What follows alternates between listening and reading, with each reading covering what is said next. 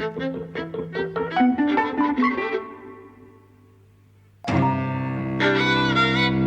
and welcome to Eavesdropping at the Movies. I'm Mike. And I'm José. And we're watching a bona fide classic. Yes. I think that's fair to say. Even though one of us doesn't necessarily agree that it should be. Yes. The Palm Beach Story. Criterion had a sale the other day, and I bought a whole bunch of classics that I wanted to re-see. So I saw Holiday last night, and then I thought it would be good to see The Palm Beach Story with Mike. Little did I know. But I have seen it before. And I really properly hate this film. Why? I think it's How can anyone hate this boring, film? noisy, monotone, unmodulated. I hate every performance. Oh, I hate every line you of hate dialogue. Mary Astor in this. Because I think it's the thing of like once one bit of it starts turning you off, every part of it just starts turning me off. I can see that like certain lines are funny. Yes. Like on paper. Hilarious. Not just on paper. I feel absolutely none of it, and I just don't get why people like. So the thing is, I watched this 3 years ago, I think, because I had seen Unfaithfully Yours, because I saw an interview with Quentin Tarantino, which was from maybe 10 or 15 years ago, where he talked about like his top 10 films, and that was one of them. He talked about why he liked it, and I don't really remember what he said about why he liked it, but I watched it and I really liked it, and I think one of the main reasons I liked it was the structure, the thing about fantasizing about killing his wife and going back, because actually a lot of the dialogue in that wasn't the kind of sparkling, witty stuff that Sturges is really associated with. That we have in the Palm Beach Story. That is supposedly. But you know, I mentioned this to Celia, who I've mentioned many times, and has been on the podcast before, and she loves films of this era, and she loves screwballs and things. And so she's like, "You've got to see the Palm Beach Story, it's fabulous." And I watched it, and I just hated every minute. You didn't hate this or that. You hated every minute. It was painful. Yeah, genuinely. And then she went into a whole thing about how English people don't like Preston Sturges, and she doesn't know why. I agree. Yeah? Yeah, and I have a theory as to why. Okay. You know, my theory is that you all pride yourself on being so clever with wordplay. I mean, you know, there's no other culture, English-speaking culture that I know of, you know, that takes so much pride in word games and wordplay and, you know, kind of making all kinds of connotative things with language. And you can't deal with English being spoken in another way. And the thing about Preston Sturges is that his films are all full of wordplay and language games and so on. And they're just not, you know, they're American kind of. I can see that. And you just don't get it, and you get resentful. I can see that as a theory. No, I can. You know, and I wouldn't necessarily discount it. Although I also wouldn't say that, like when I'm kind of thinking through, trying to reason out my response to the film, it's not something that comes to mind. When I'm trying to be as honest as I can about what turns me off, I don't think that's it, because I like really well written, witty stuff, and some of it is American, and I like clever wordplay and stuff. As I said, but I don't think I object to when it's American. Well, I mean, let's look at this, right? Because it has one of the most brilliant beginnings of all time, right? It's like a wedding. That doesn't initially make sense, yeah, because some are rushing to get married, and it's kind of, you know, one is stuck inside a cupboard, tied up, you don't know why, right, and so on. And, you know, then you move on to this couple, and, you know, this thing, they lived happily ever after, did they? That's very clever, you know, and particularly at this time when there are expectations of a romantic comedy. And then kind of you go, and the whole thing is like about a divorce. You know, a couple that can't pay their rent, yeah, that love each other, but I mean, the first 5 minutes or so, just Joel McRae's pratfalls and his running after her, and I mean, all that stuff I find very funny and very well done. I mean, you know, just like very well done kind of pratfall comedy, really. Yeah, well, that's not witty. That's not. Okay. I mean, actually, the pratfall that I like, I really like the bit where the guy falls out the car towards the end. I think that's a really well done prank stunt. Yeah. Well, him falling while he's chasing her in their house as she's leaving to take a taxi, all those pratfalls are really well done. But that's not even the half of it. You know, kind of, the dialogue is brilliantly witty. you know. No, sure. So yeah, I don't know. there's a formal wit, right? Mm-hmm. You know, the ending and the beginning, the happy ending not being a happy ending. You know, there's the physical comedy of all the pratfalls, right? And they all land, right? And then there are all the jokes, right? You know. Yeah, I don't know. No, it does. Sex and sin. It doesn't work for me. I find John McCrea deeply talentless. Oh, I love him. Really deeply talentless. And actually, because I was just talking to Celia, asking her for her thoughts, because this has come up before, and she repeated everything she says every time we talk about this film. But she also expanded on a couple of things, and one of the things was John McCrea, the husband. Well, actually, this is kind of a little more widely about why she likes Sturges, which I think is interesting, right? And I told her that I was going to read all of this out. So she said, the great thing about Preston Sturges is that he's the great poet of American male inarticulacy. And when his character is Rex Harrison, as in Unfaithfully Yours, who's supposed to be a blisteringly intelligent and verbose polymath, that's not funny. But when Texas Ranger Joel McCrea launches into a big speech about love that's ridiculous and funny and sweet and quite true, that is funny, because he's a definite yep and nope kind of guy, like a John Wayne or something like that, except John Wayne would never do one of these films. Like the strong, silent cowboy American archetype. So there's unexpected depths and also verbal articulacy. Sturges is like, what if American men could say feelings in words? And that's really quite modern in terms of how it approaches masculinity and deconstructing it. She says, the strong, silent type, what if he wasn't? What if he was ridiculous and in love and said so? I think that's a very interesting way of looking at it. Well, it is, and I would mostly agree with it.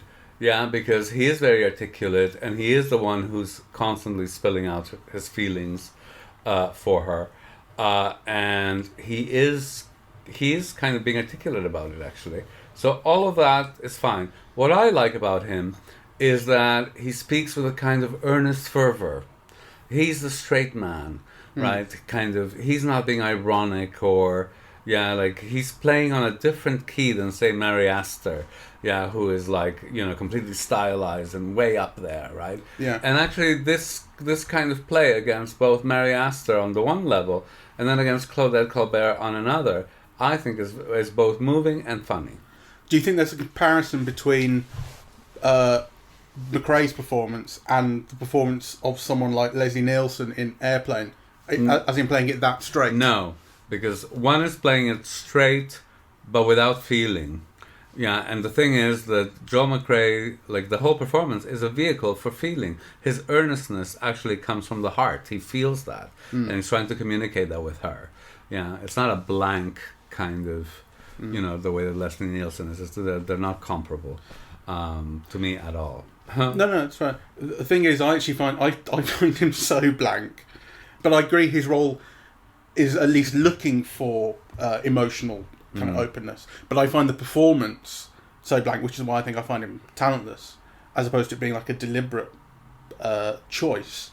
That actually, that I was thinking about Leslie Nielsen because I was thinking, that level of playing it straightness that Nielsen brought to Airplane and Police Squad and so on is something that I would actually really welcome in this. But like it feels like he doesn't get there, but actually maybe what he's not getting at is the emotional transparency. Well, see, I mean, to me, I think this is like so far superior to somebody like Leslie Nielsen that they're not even on the same planet. I mean, that scene running out of bed, chasing after her, is really, really broad. Yeah. I mean, he loses his pants. Yeah, kind of the woman behind him sees his ass, then the elevator sees his ass. I mean, those are all laughs, and with most people, they would land, except with you, right? I mean, that's very broad playing, and it's all really being done through kind of his trying to chase after her because he loves her, right? So, and the feeling is real, and the situation is broad, and and he is very convincing, kind of doing all of that. You have to be, right? So I think he's wonderful, really. Fair enough. You know that when I make comparisons between actors or films, they're not always necessarily value judgments. Just saying. Well, like I mean, it's true that I don't like John McCrea in this. Have you seen Sullivan's Travels? No, and I refuse to.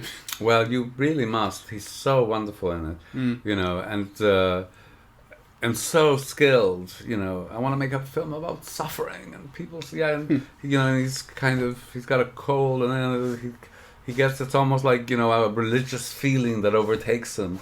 You know, he's wonderful. Right. What about the supporting cast? This is something that, again, that Celia brought up. Celia was saying she loves character actors. She says they're her whole reason for liking classic Hollywood films, although, in brackets, although they're not actually banned by national cinema, because you get the same thing in French cinema and in Bollywood. We've seen a number of films of this era where you're like, oh, and this person, you know them all. And is that like half the reason for, you know, loving these? Well, partly, but also Preston Sturges has his own kind of company, so to speak, right? So, you know, somebody like William Demarest, he appears kind of in all of them, really, and he's brilliant, right? He's the ordinary guy who shoots the window. And Franklin Pangborn always appears as the sissy. I mean, in this case, he's showing the apartments, right? And the wife of the deaf guy appears in Sullivan's Travels, and she plays very broadly and fluttery and so on. So, I mean, you feel you're entering a world. Preston Sturges is his own world, and part of the reason why it's his own world is because it's people by these particular people, right? Who are kind of types, you know, but they're witty and they're inclusive or harsh or, I love them, really. And I also love how you know, the more you delve into these things, the more you make associations, right? So, for example, you know, the Rudy Valley character, the millionaire, you can see how Some Like It Hot takes off from this. How this has been an influence on Some Like It Hot, right? The millionaire that Jack Lemmon ends up with, you know, facially, verbally, like in terms of bits of dialogue, you can see kind of cross-references like that. But I also just think it's genuinely funny in a way that one doesn't associate with American comedy, in the sense that it's also incredibly absurdist. I mean, that's not true. I should take that back. There's a lot of absurdism in American comedy.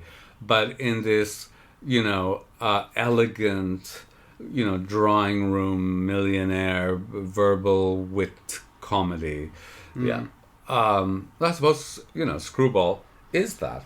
Well, I mean, this is Screwball. And this is Screwball. You know, but the thing about the Hare and Hounds or whatever, kind of, you know, the whole train station scene and going in the train, you know, I suppose you could find it tiresome, or you could go into the spirit of the whole thing. And if you go into the spirit of the chaos and the absurdism and, you know, I mean, I like it. Yeah.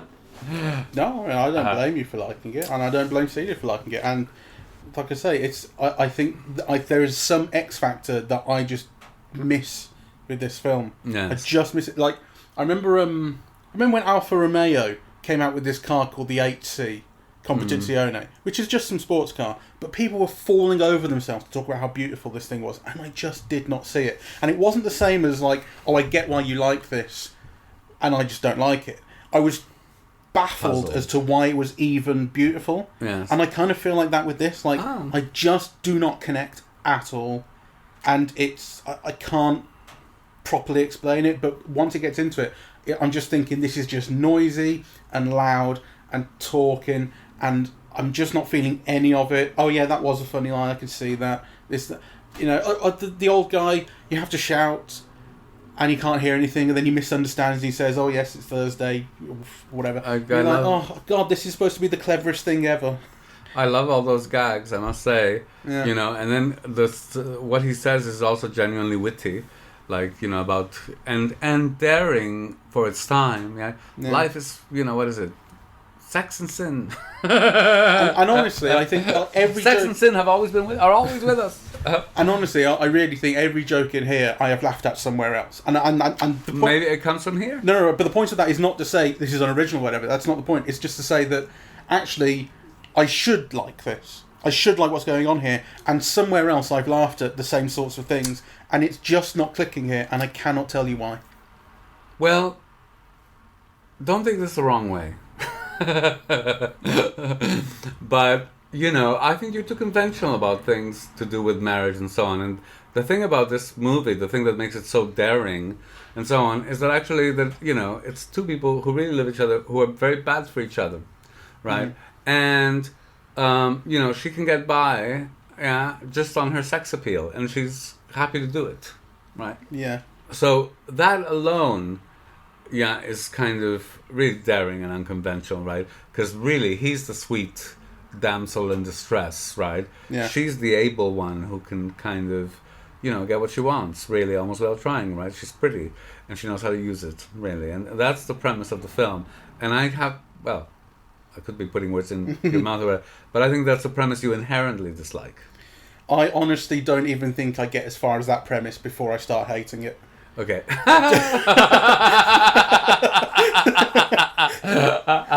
I just think it turns me off from the start. I think its energy and the whole opening. I think sometimes people can be very demanding about comedy, and I don't necessarily say this about myself, particularly, or British people.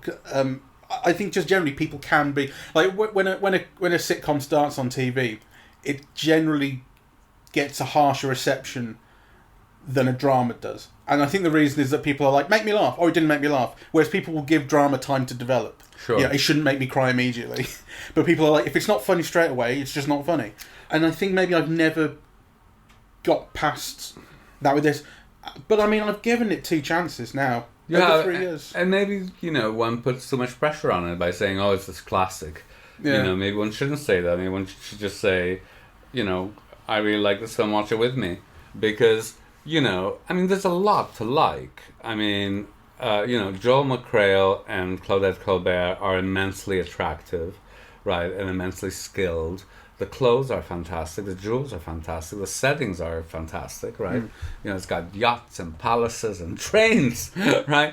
Yeah, so, there's already like a lot to like, right? Yeah. So if you don't put this burden on it, it's a masterpiece. Well, right? I definitely don't put it on it anymore. Because I've decided that it's rubbish. Right. Well. so I'm not expecting it to be the greatest thing ever anymore. But like I say, it's now that thing of. But people seem to think it is, and I'm just baffled at the state of the world. Well, I tell you, I would watch this film again just for the Mary Astor character. She makes me laugh like from the beginning. And also because she's so matter of fact, right? Like 5 husbands, oh yes, this one, or whatever. Oh, people generally like me for my money, blah, blah, blah. It's a fantastic character. And it's a fantastic way of playing. Yeah, she throws all the lines away, she moves through it like anything, with elegance and wit. And she's not afraid to be harsh, right? Like the whole character of Toto, whatever, there's a meanness there, right? And I'm not saying that the film is perfect. Some of the racial stereotyping is like, it's of its time, but it's very unpleasant. Yeah. But there's a kind of, I think these films to me express America at its best, right? They're about very rich people, but they're very democratic. Right, and people talk to each other and they're very accessible. There's a real kind of feeling of equality about the whole thing. She might be a billionaire who's been married 5 times and who can kind of do all of these things, but she inherently feels an affinity with this woman who's about to divorce her husband, and who's just had everything bought for her, and she admires the fact that the woman is so smart and that she can get someone to buy her all the stuff she needs, right? There's not a judgment on it. Do you not feel a sense breezy the film?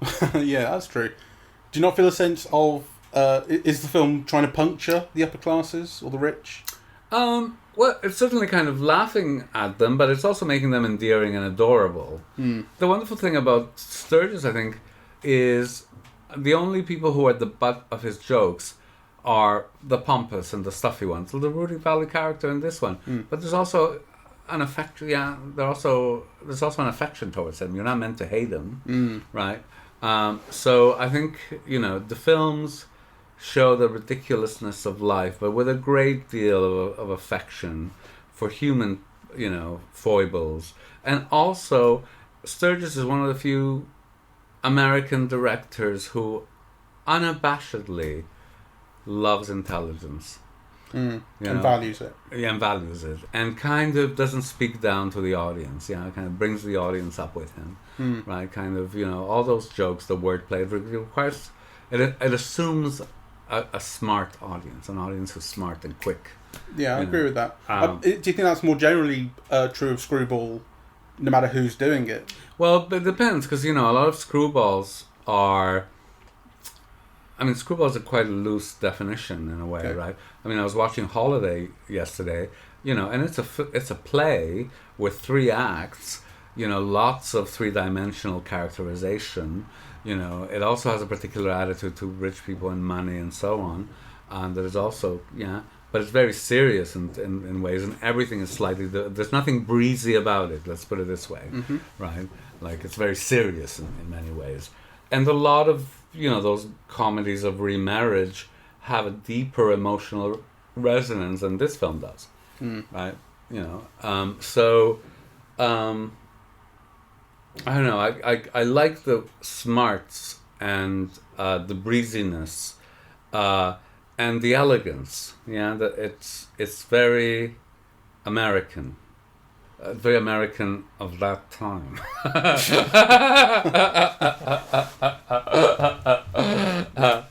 So, what else does Celia say? I think I've mostly covered it, but I will just... She quoted a few lines because that's what she does.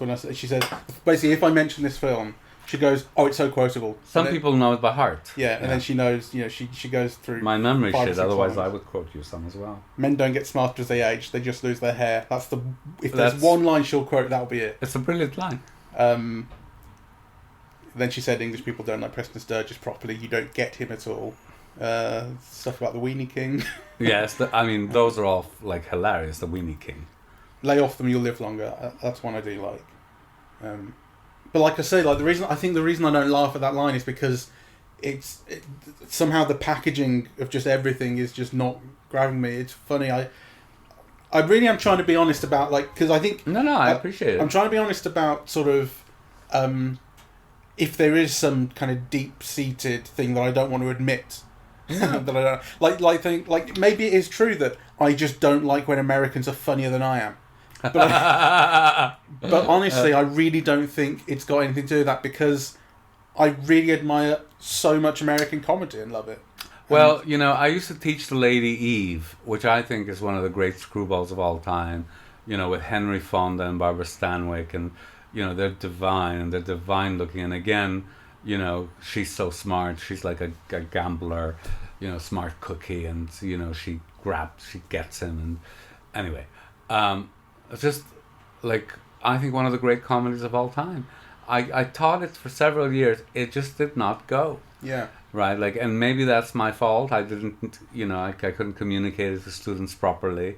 Right? But I also think that, a few times when I've screened it in Canada, you don't have to explain it. You don't have to convince students of why it's great. They get it. Whereas here, they didn't get it, and then I suppose I couldn't communicate it. So I think there is something cultural about Sturges. On the other hand, I went to a conference in last year, which had a fantastic paper by Doug Pye on The Miracle of Morgan's Creek.